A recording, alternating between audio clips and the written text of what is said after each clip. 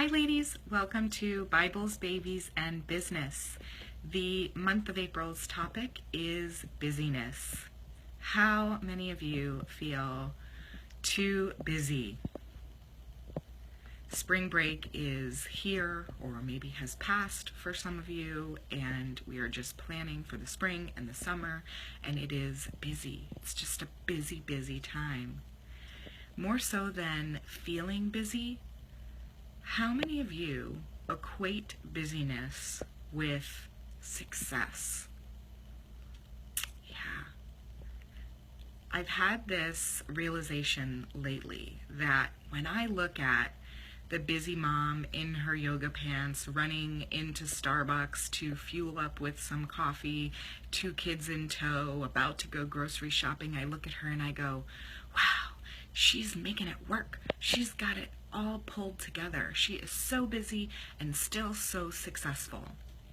And I think about how that mentality started when I was just a kid. I remember one of my favorite uncles and going to Chicago for vacations and loving to spend time with him and realizing that he was very successful. He's a wealth management broker and he was constantly on his phone. He was constantly using big words. People were constantly coming up to him, and I just thought, wow, this guy is successful.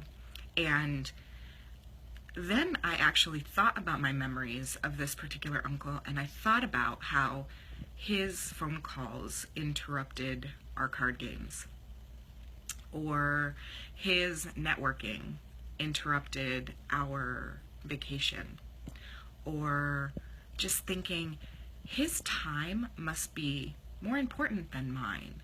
And because he is wanted and needed and desired, and his phone is constantly ringing and he's constantly leaving, he's successful. He's wanted. And they don't coincide, ladies. Busy and successful do not coincide.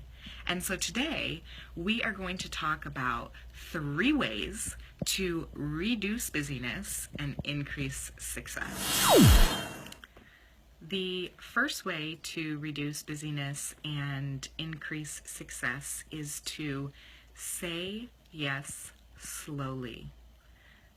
This is so good. Say yes slowly. When I look at our calendar, I see kids' birthday parties.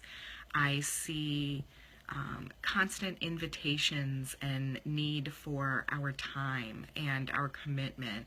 I think about walking through Costco and just getting bombarded by salespeople and samples.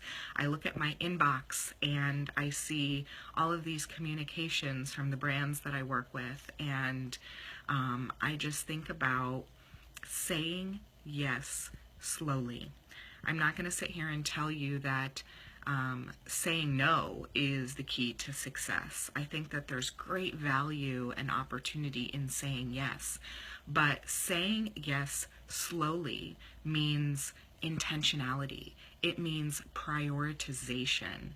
It means that these things, these offers, these invitations that are in your life are there because you were thoughtful and you put them there on purpose. And say yes slowly. I don't know about you guys, but I am an expressive, emotional personality, and so I trust my gut a lot. And my gut is usually much louder than my head, and I have a knee-jerk reaction. And so when someone invites us to a birthday party, I'm like, yes. For example, this week, I had a client that wanted me to fly out to Pittsburgh with 3 days notice, and I said yes. And I forgot to check with my husband and my mother, who watches our children, and we already had stuff planned. And so say yes slowly, purposefully, intentionally, prioritize it. I think about a leader that I had recently that infuriated me because he said yes slowly. He said everything slowly. He took time to think about his response. And I was furious because I thought maybe he wasn't listening to me, or he didn't care to respond, or he was just so busy and so successful that he was thinking about everybody else except for what I had just asked or offered. And in hindsight, I realized that his saying yes slowly was for his benefit and for mine. All he was trying to do was to maximize our time and maximize our impact. And that is so powerful. So say yes slowly. The second way to decrease busyness and increase success is to make the margins of your life bigger. I love this. Totally stole it from Joanna Gaines. But she talks about her life as if it's a picture. And she has one of those really beautiful, chunky picture frames that have tons of room for margin, tons of room for creativity, tons of room for mishaps.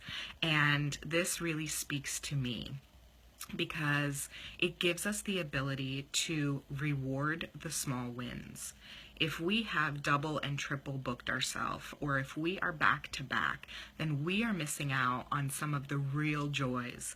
This can be something so trivial like making time to clean out your inbox and then giving yourself a piece of chocolate. Or going for a walk. Something small. It might not have led to revenue, but it will benefit me in the long run, and I feel good about it. I feel accomplished about it because I left room in my margin of my day to accomplish it.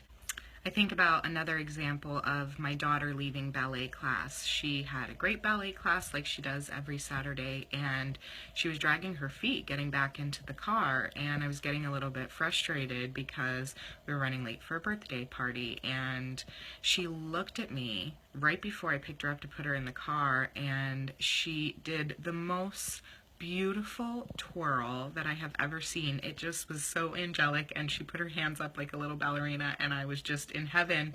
And I just stopped and I said, "You are beautiful, and do it again." And we kind of just sat there and enjoyed it. And of course we were late to the birthday party, but you know what?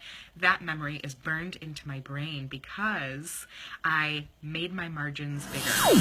The third way to decrease busyness and increase success is the hardest, so I saved it for last. And it is rest. The third way is rest. I'm going to take it all the way back to the Old Testament, to Genesis, and think through how our perfect God rested on the seventh day. And I think about having our work weeks and our work-life balance, and I think through how I could have a mediocre 7 days, or I can have an exceptional six days because I rested. And I know they tell us that 7-8 hours of sleep is recommended, maybe even 9 hours, 12 hours, and if you have teenagers. But just remember how refreshed you feel and how energized you feel when you have rested, and how important it is. And even though it is the hardest one, rest could mean different things to different people. It can mean sleep. It can mean fueling up with great food. It could mean Saturday morning cartoons instead of ballet class. So make sure you're leaving room for rest. So that's it. I'm going to leave you with a quote. It says, "Busy people talk about how busy they are. Successful people let the results talk for them." And you know what? The results got there because they said yes slowly, because they left room for margin, and because they rested.